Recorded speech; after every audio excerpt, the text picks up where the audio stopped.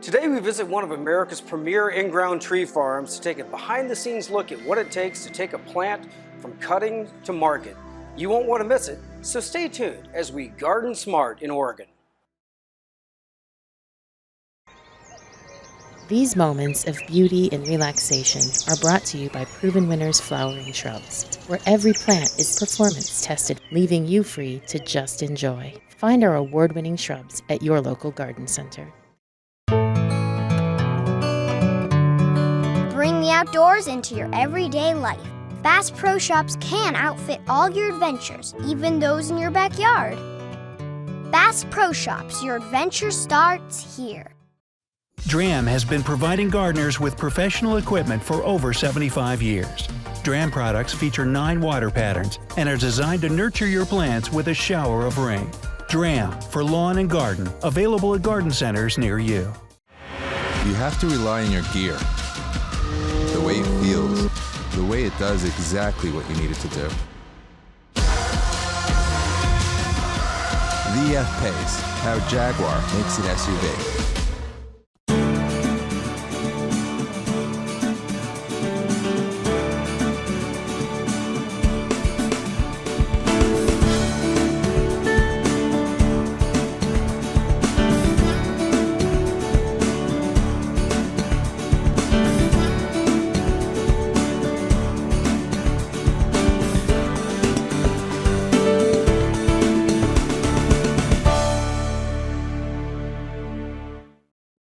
For 70 years, J.Frank Schmidt Son Co has been growing new ideas. They're the originators of the well-known red sunset maple and introducer of more than 50 other patented or trademark cultivars. Their company is known as a premier source of up-to-date deciduous tree cultivars and new introductions. More than 500 varieties and cultivars of deciduous trees are carefully grown on their rich Willamette Valley soils in the heart of Oregon, the Nursery State. Today we meet with Nancy Bewley to take us on a behind-the-scenes tour of what a day-to-day looks like in their life.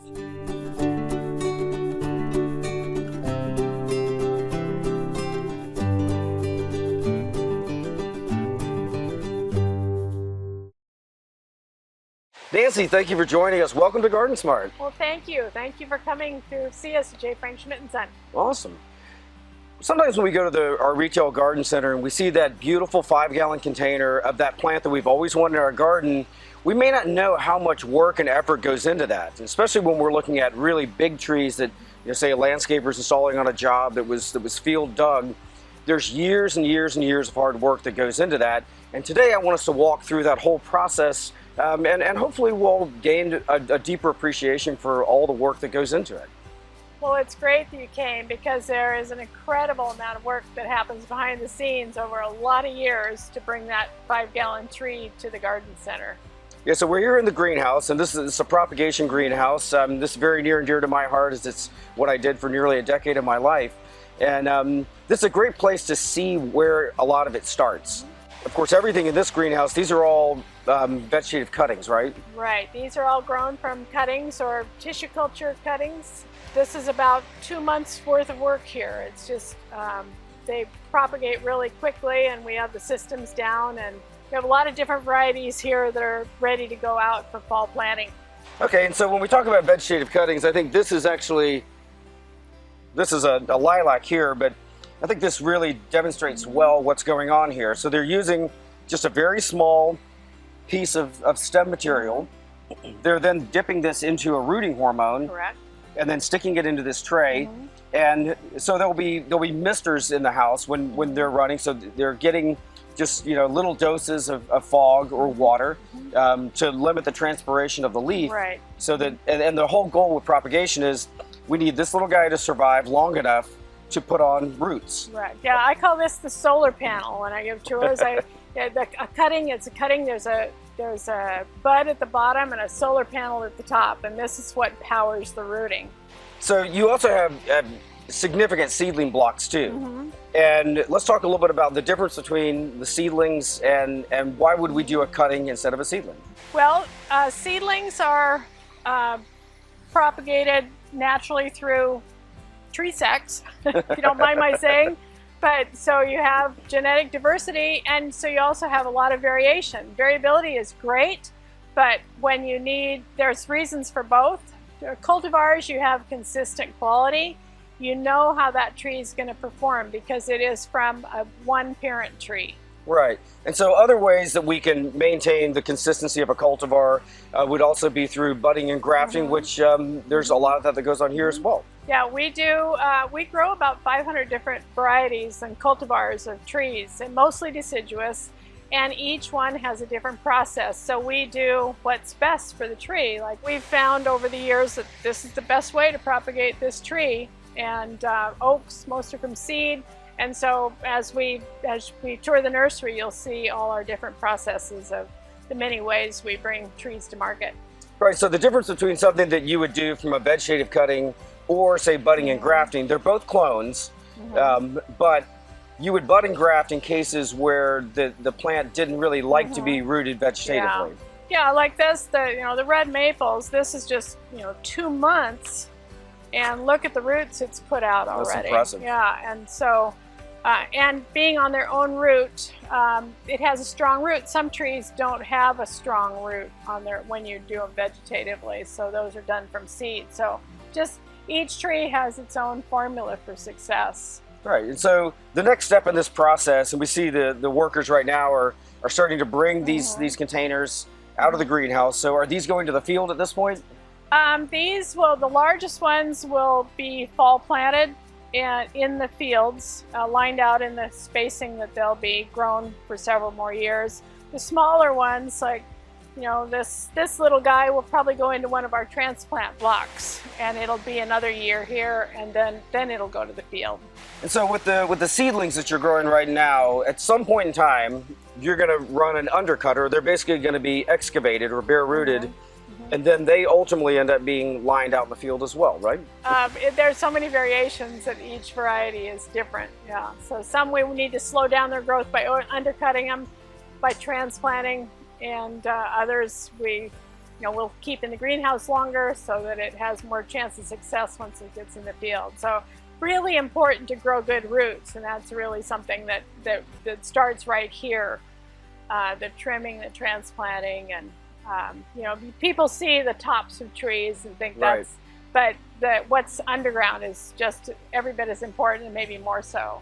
Right, I would go so far as to say that you will never have a truly healthy top without excellent roots. And so all the work that goes into building a quality root system, and a lot that's involved there is root pruning over and over and over again. I mean, even at this level, when these are trimmed, before these go out in the field, all the edges will be trimmed off, and this will be trimmed down, and then that gives more roots will break, and it gives a much better, more fibrous root system.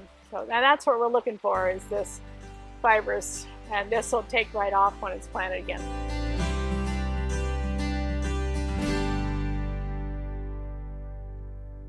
Okay, Nancy, we're going to follow our rooted red maple cutting all the way from the greenhouse to a mature tree. So we're looking at a tree here that is maybe, 2 years older than our rooted cutting, is that right? About 2 years from the point where it was in the little container in the greenhouse. After it left the greenhouse, it was transplanted into a transplant bed where it was grown for a season, and then fall planted here, so two falls ago. Okay. So it was planted out here, and then grown for a whole year just as a shrub. And in that year, that's the year we develop roots. We call that the 0 year. So we're just growing roots, because that's really as important as growing the tops. Yeah, so after you've grown the roots, at this point, the tree likely looks a little bit like a shrub, because it's just a rooted cutting. It might have had 2 or 3, branch breaks on it. Yeah, it'll be about this tall in a year. Okay, and so what do you do from there? Well, after the leaves fall off, when we've got a whole field of shrubs, shrub maples, and in the wintertime, when we've got a dry spell, we'll come out and just mow the whole field down, just down to about so high. And then the next spring, they will make a precision cut and cut it just above a bud that's really close to the ground, and then we'll bring that tree up. In February, this was just a field of little stubs, trunks about this high, and then this is the growth, this is all this year's growth. So this is a 1-year tree. Yeah, and so the idea there is that if we have a big root system that we've already developed, when you lop the top off, there's now an imbalance between the root system and the top. So what the plant's going to do is it's going to throw maybe 1, 2, or 3 buds. You're going to pick the strongest one, Correct. knowing that with this big root system you've already built, what you're going to get is a plant that's growing like a rocket. Yeah, we're just putting all that energy, it goes into one bud and off it goes. Rocket is a good description. So how do you keep that straight? Because of course the branch is going to naturally want to form more at an angle, you know, but these are pretty much Right, you know, yeah. completely parallel. Well, in the trade it's called a dog leg. So when Right. that bud emerges, it wants to go out sideways and then up. Well, to prevent that, the Schmidts cleverly, about 40 years ago, invented the grow straight. And there happened to be one lying here in the field. So grow straight is just a little piece of metal, and we set that for that stubbed off bud. Here's a good illustration. We just put it in the ground right next to that bud, and then the bud comes up. It just follows this channel right up this and gets up to about a foot, and then they put a stake. They take that out, put a stake in. You can see here there's a thin, slender metal stake here. Right. And so they set that stake there, and then, so we're done with the grow straight, and then they start taping. There's tape, tape, tape. And so what we're trying to do is just keep a very straight trunk. And so every couple weeks the workers come through with their tape guns and clip that and make sure that it doesn't bend. Because if you let that bend get in there, it stays. You know, Right. if you're a week behind or 2 weeks behind on your taping, that bend is going to stay with that tree for the rest of its life. So by disciplining it in its youth, it'll be a nice straight stake. So that's what we're trying to do right this first year, is just get a nice straight whip. And this red point maple branches really well, so they have quite nice branching on them even in this first year. Yeah, so also I really love the cleverness of using a very flexible stake. So what's important in the young development of a tree, is that we're able to build strength and build caliper, which is the thickness of the trunk. So if we were to use a stake that's super rigid, say like a bamboo stake that's not Correct, going to yeah. move, it's the motion of that tree bending in the wind that helps build strength and Yeah. stability. You can see that this is you can bend this over quite a lot, and that bending is what strengthens that cambium. It also builds caliper. Right. As does leaving these leaves, these lower leaves. These are real specific. They've cut off about half of them, but they've left these, which draws energy into the roots and builds caliper. Yeah, so if you clean up the trunk too soon and you use a rigid stake, and of course we see this oftentimes in the trade, you'll end up with a tree that when you take it off the stake, it's basically just going to flop over. Correct, yeah. And that's no good from a standpoint of like moving it through its life, where the goal is to make it thick and strong and to also have something that's got the right kind of structure. And we want to keep that central leader in there and just keep it going up and going up straight, because all these branches are eventually going to, if it's a street tree, they'll be all taken off. So what we're growing and selling is roots and straight trunks. Right, and so that's why this step is so important.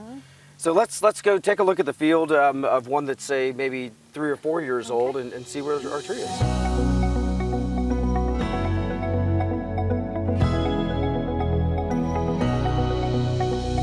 Okay, Nancy, so we just left our 2-year-old liner, and so we've got a nice straight tree with a good root system. And so the next step is putting them out into wider spacing, and what are our objectives here? The trees that we were standing in, there was a row here, so they've harvested every other row. These are on wide row spacings, and this is the biggest tree that we grow. And this tree will be about 1.5 inches, 1 3/4 caliper.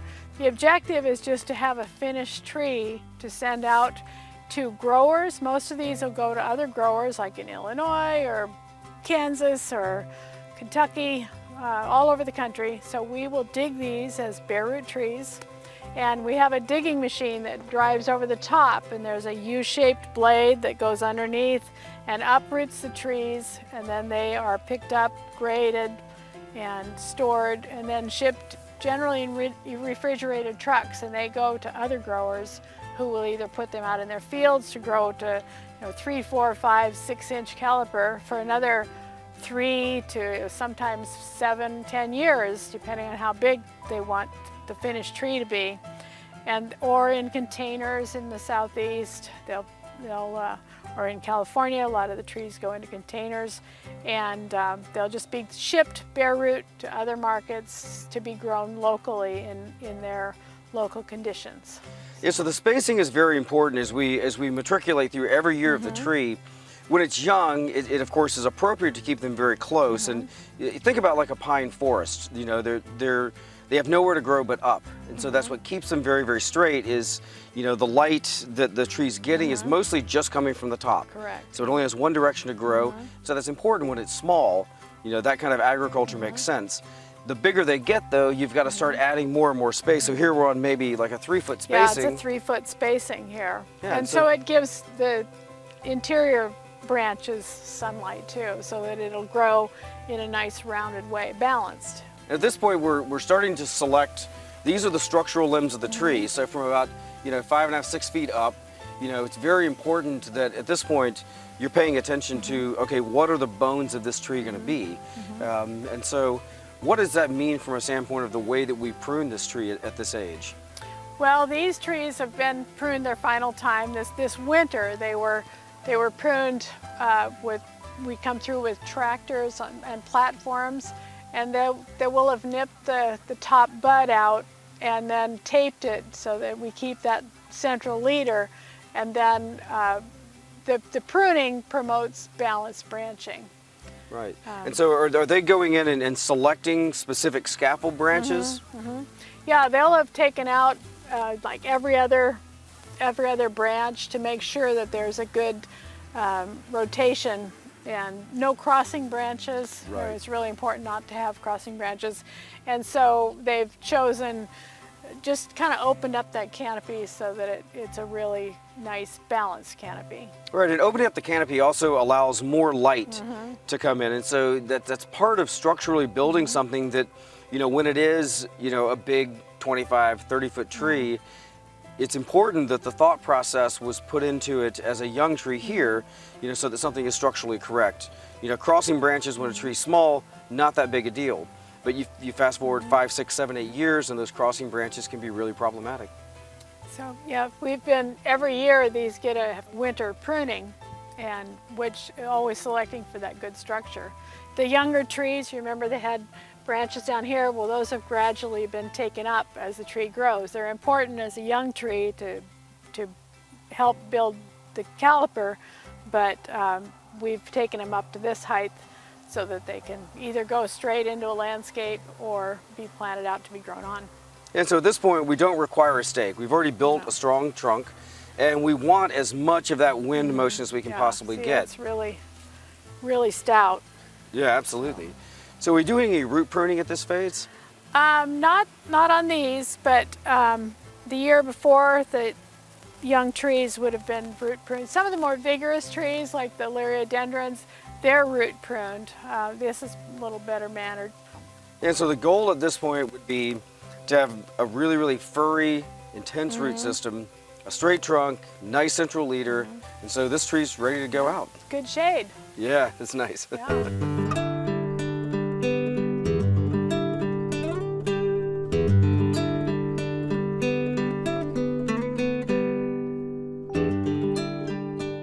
So we find ourselves now fast forwarding 10 years under the shade of this amazing red maple, and you see the impact of all of that hard work that went into, that strong, straight trunk, great root system, getting those scaffold branches correct, and what a beautiful tree. The trees we looked at last were about the size that was planted here. It was a bare root tree, so you can see what you can do in 10 years by choosing a tree of that size and then planting it, and this is 10 years later. So Nancy, between then and now, how much work has gone into, from a maintenance standpoint, into maintaining this big tree? Were you able to just kind of let it go at that point? We did. Our arboretum is 10 acres. It's a lot to take care of. And one of the things we do is we don't do very much pruning, or little to none, because we really don't want to know how the trees are going to perform on their own. So this tree was planted and it hasn't been pruned. So all that structural training that we put into it over that 7 years that we were growing it to be planted out here it has paid off. It really underscores the importance of doing it right when the tree is young.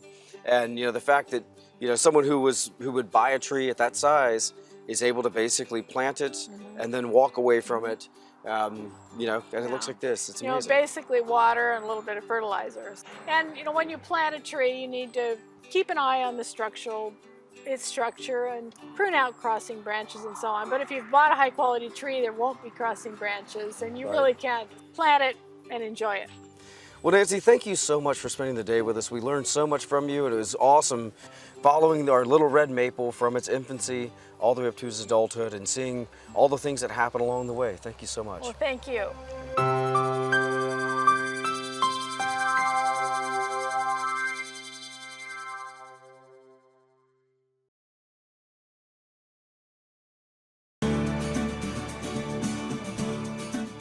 Each week we travel the country north to south, east to west, visiting some of the most exciting gardens, as well as talking to industry horticulturalists about design principles, new plants, and also how you can be most successful with your home gardens. We also love answering your gardening questions, so visit us on the web at GardenSMART.com.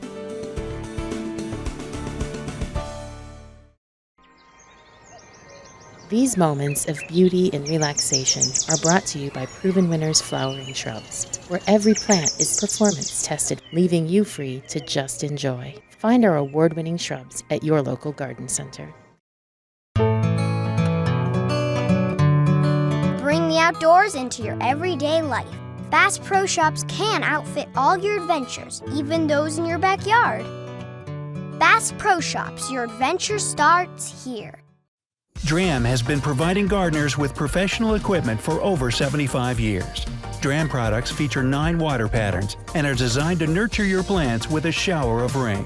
DRAM for lawn and garden, available at garden centers near you. You have to rely on your gear. The way it feels, the way it does exactly what you need it to do.